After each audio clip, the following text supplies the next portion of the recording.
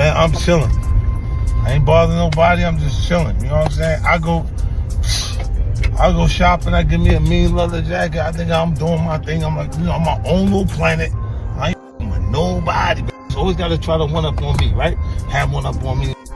I get a banging leather jacket. This Busta get a leather line up.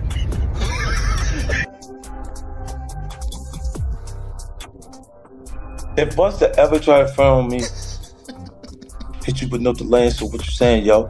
Silly with that 9 milli, what the devil, yo? Yeah, I do his better than him. He better not play with me. I will and perform Busta Rhymes show.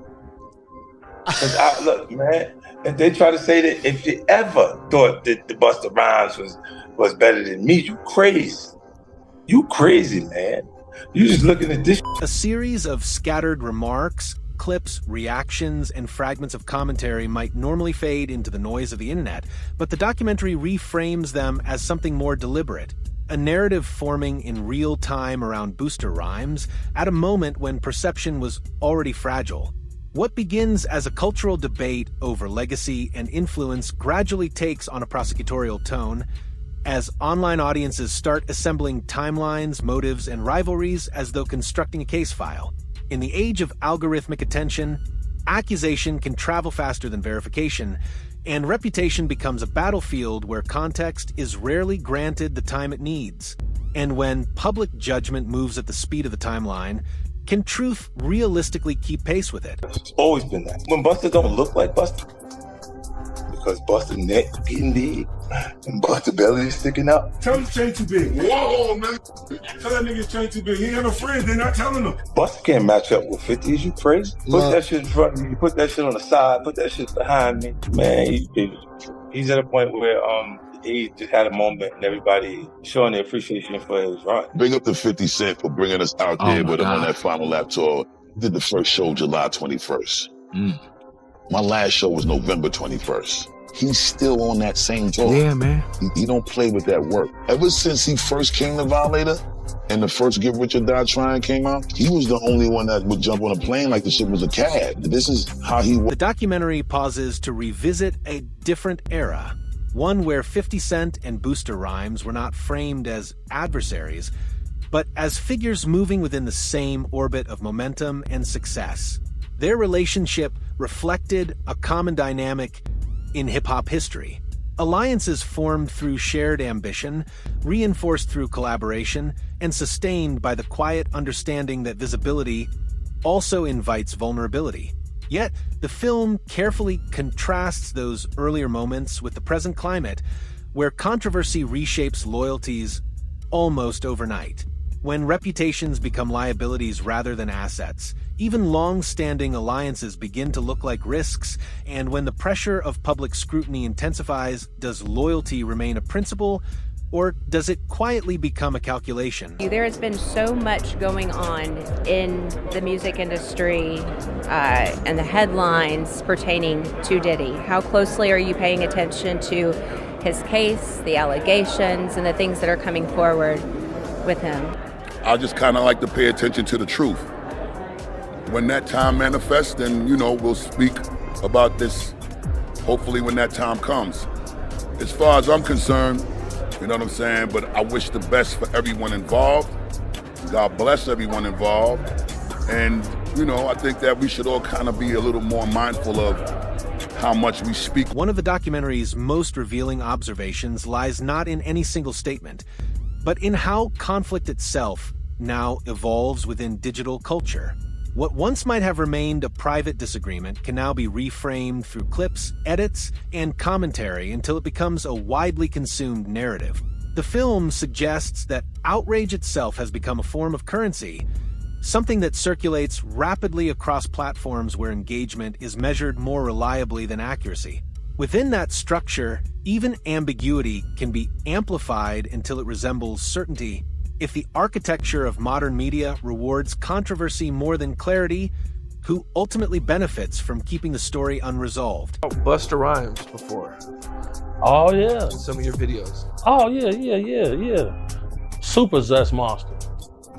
For sure, bro. That's my thing, bro. This been common knowledge, though.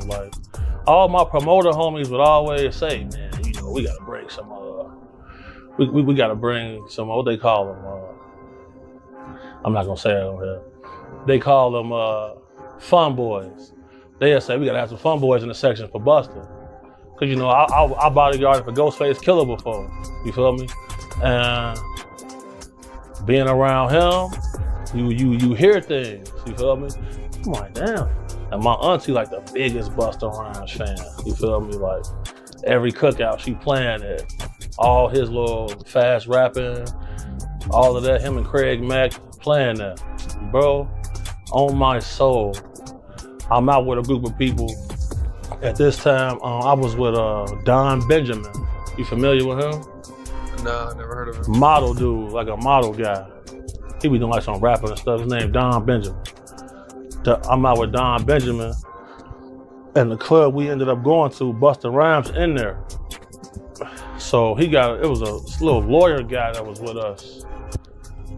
And the little lawyer guy we was with, you know, he was a gay dude, super cool, feel me, good guy. At one point, the documentary enters more uncomfortable territory as discussions about identity and personal life begin to blur with spectacle. The conversation raises an uneasy question about cultural maturity, whether hip-hop as a global cultural force has fully reconciled its historic bravado with a growing awareness of dignity and privacy.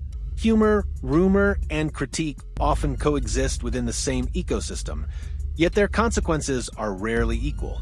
A joke may circulate widely, but the reputational weight it carries can persist far longer than its original intent. And if entertainment thrives on provocation, where should the boundary between commentary and harm truly lie? Rhymes wanted him in his section so bad, like, what? Pulled him to the section, like through the rope, and tucked him off in the corner. So I'm looking like, well, he ain't come with us.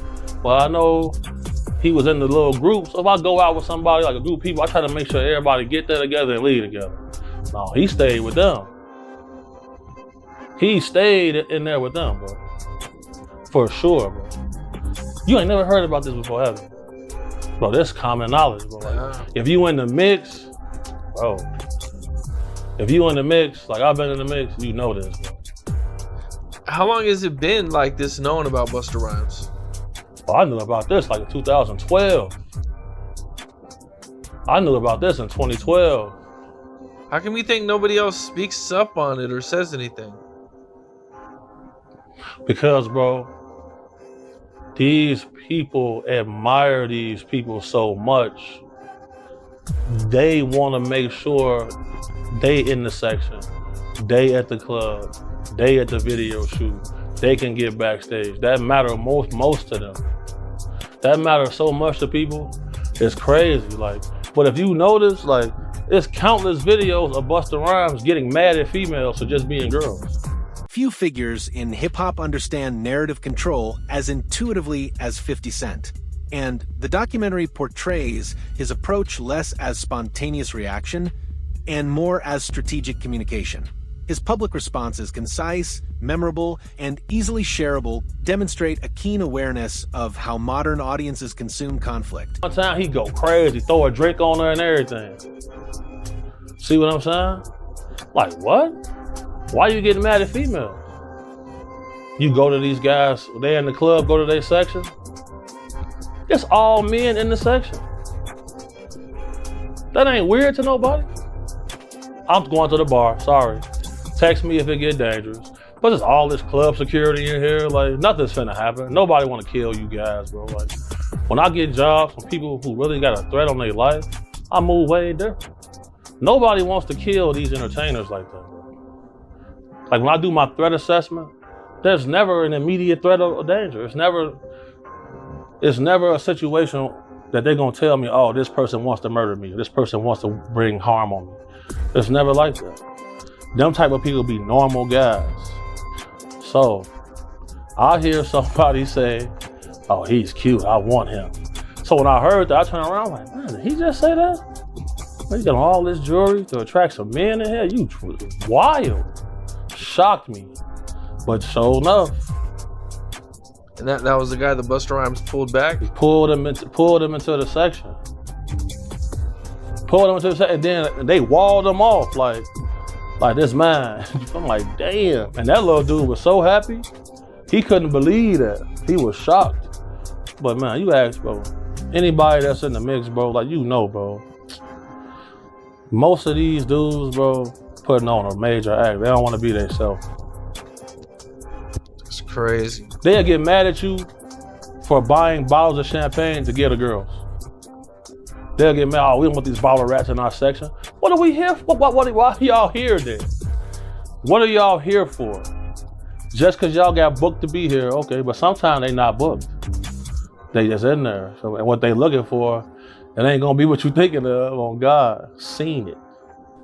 What's up? This is Cam Capone. We got more content like this coming soon, so hit that like button, subscribe, and stay locked in to Cam Capone News. In a digital environment where repetition often determines influence, a single line can travel farther than a detailed explanation.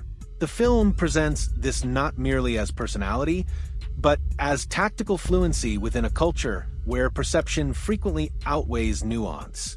And when humor becomes the most effective rhetorical weapon, who decides where performance ends and responsibility begins? You know Busta Rhymes came out, telling people to mind their business when it comes to Diddy, right? You gotta realize that Busta Rhymes and anybody in the industry could say what they wanna say and speak on what they wanna speak. They got a right to do that. Just like we got a right to. He can't tell nobody not to say this, not to say that, when he has the right to say what he want to say. And I guess that's why people coming out on Busta Rhymes saying he's zesty now, because he made comments like that.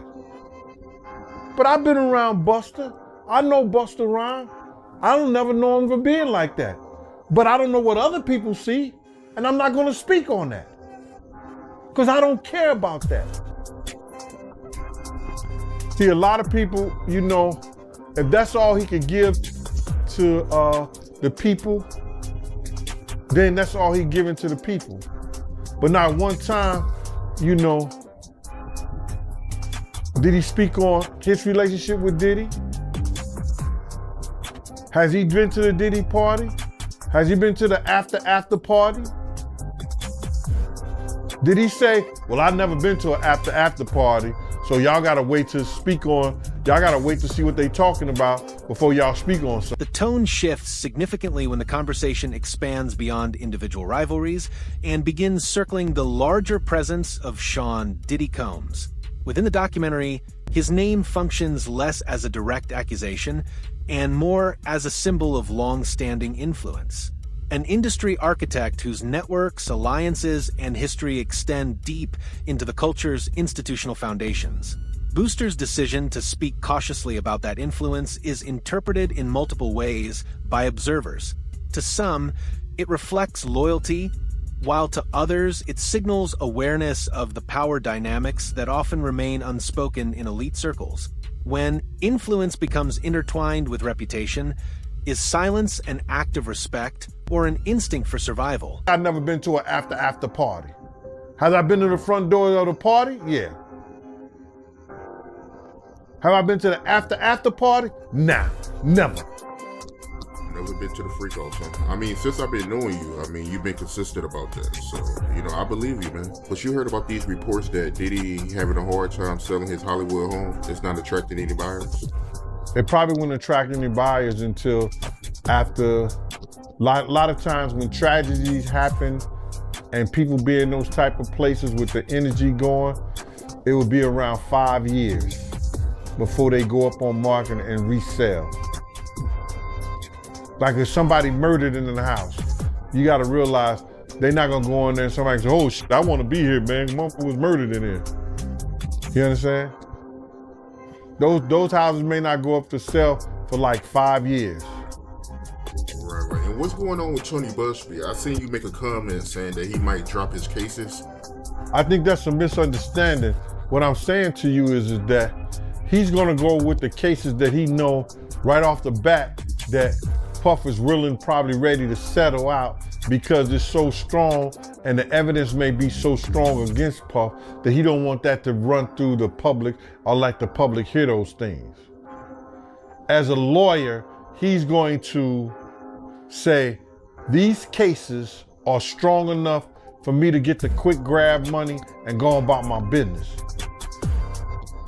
And then if he gets enough money off of that, he may not have to do the other cases. He may drop the other people. It depends. He's gonna go with the strongest cases.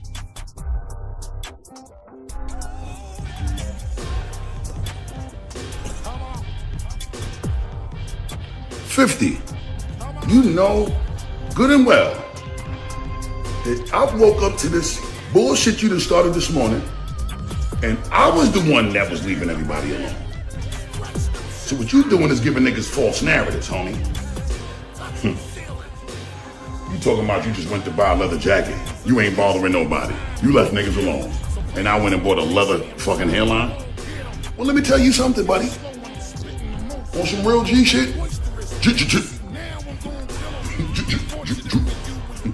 Let me tell you something. You talking about that pimpin' curly that you was doing as a character? But no, you was doing pimpin' curly in real life too. Trying to look like Rico Suave or one of them niggas going down the red carpet at one of them movie shits that you was involved with. And I don't want you to use that as no excuse neither, talking about you was playing a character. You wasn't in character when you had to go down that red carpet. You could have got back to yourself, my nigga, but you chose to stay in character with that Rico Suave shit, some berries and sweet juices you had up in your head top, my nigga. Now, I do want you to know I'm your brother, so I'm gonna always support you and everything you do. I ain't been doing nothing but that since the inception of our friendship. Volley it up. Now, with that being said, I got one question to the masses. There's several products that you have to incorporate to get your shit to look like Rico 50. All right? Fuck Rico Suave. We talking about Rico 50. Let's see which one of the products that he used to get to looking like Rico 50. Was it this? Or was it this? Or was it this? Matter of fact, I think the real question is, did he blend all three of these shits to look like this? Chill.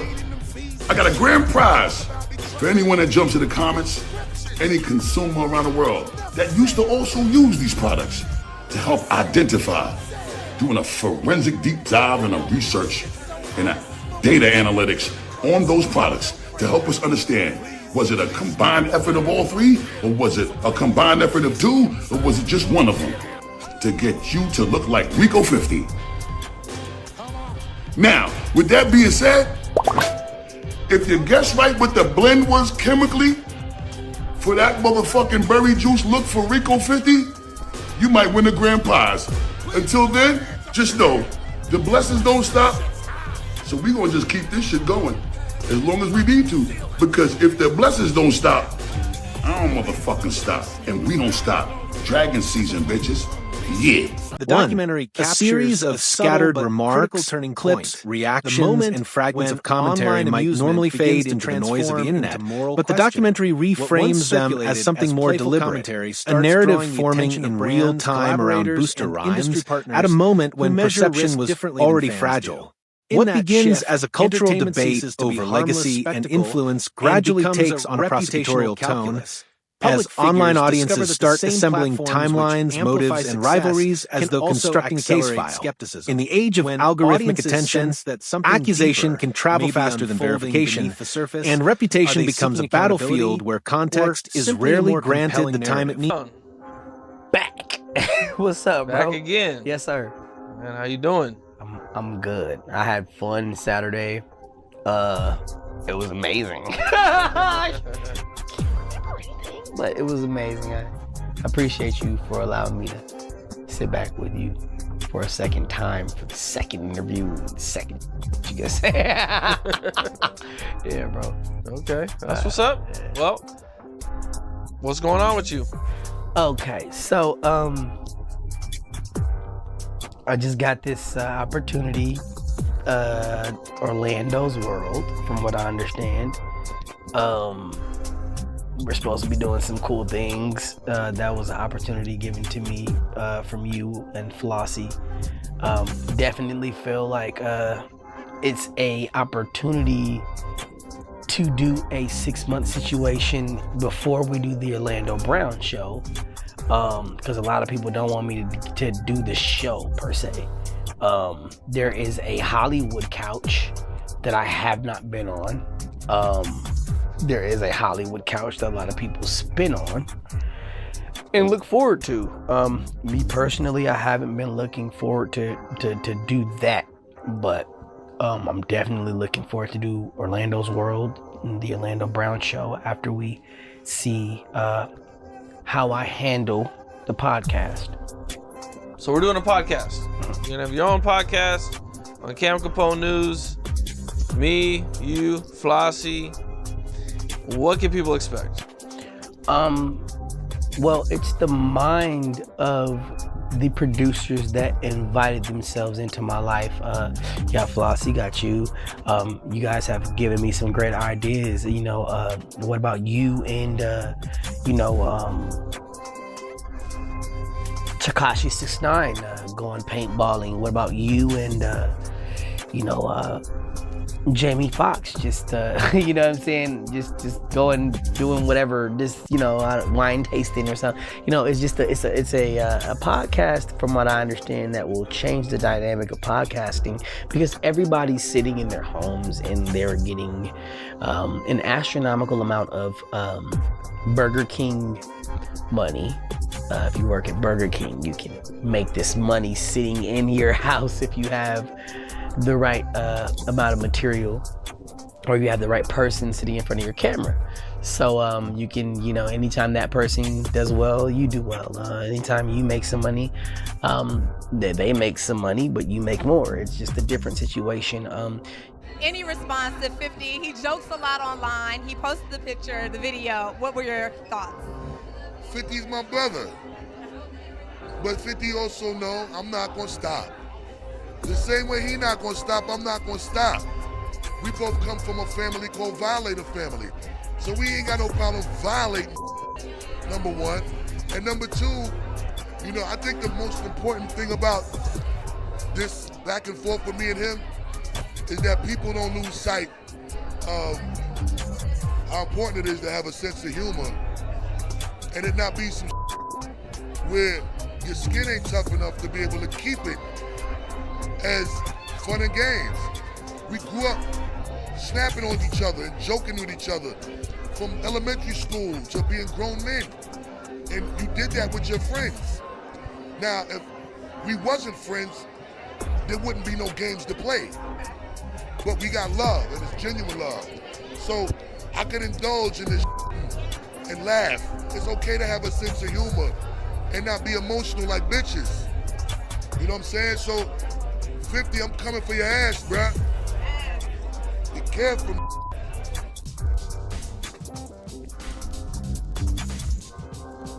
Legal developments, and when public judgment moves at the speed of the timeline, can truth realistically keep pace with it? To the public? 2. The documentary pauses to revisit a different era, one where 50 Cent and Busta Rhymes were not framed as adversaries, but as figures moving within the same orbit of momentum and success. Their relationship reflected a common dynamic in hip-hop history. Alliances formed through shared ambition, reinforced through collaboration, and sustained by the quiet understanding that visibility also invites vulnerability. Yet, the film carefully contrasts those earlier moments with the present climate, where controversy reshapes law. Tour. Busta Rhymes was opening up for you guys at one point. Right. The U.S. part, I think, of the tour? Yeah.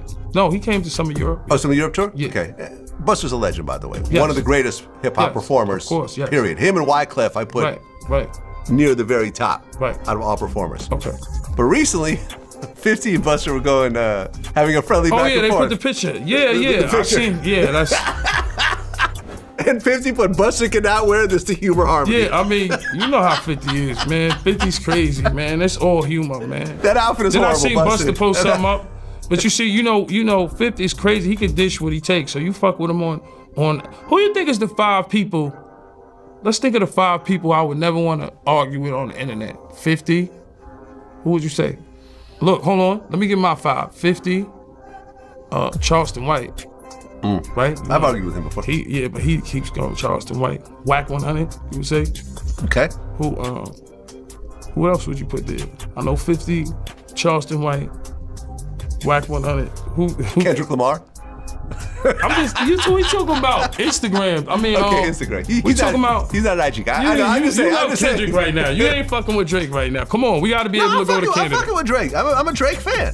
Nah, I felt like it was a good battle, man. No, it was a great battle. Okay, so I see where you're going with this. I'm okay, saying 50, like social media. 50, you don't want to fuck with 50 on there. He'll kill you on the gram.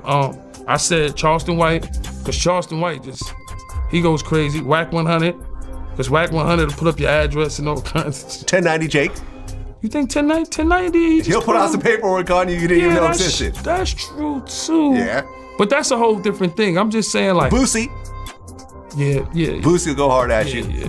Because remember, Boosie and Blue were going at it. Boosie.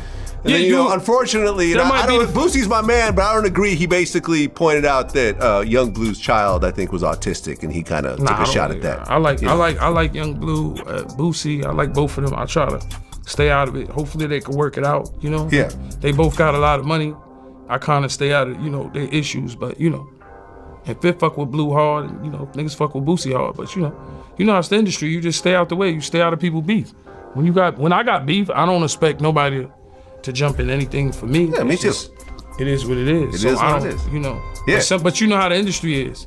You have to choose a side. Unfortunately. Right. And trying to be neutral sometimes gets you messed up on both sides. Right. Both people stop fucking with you by being neutral. Yeah, right. And people could look at it a certain way.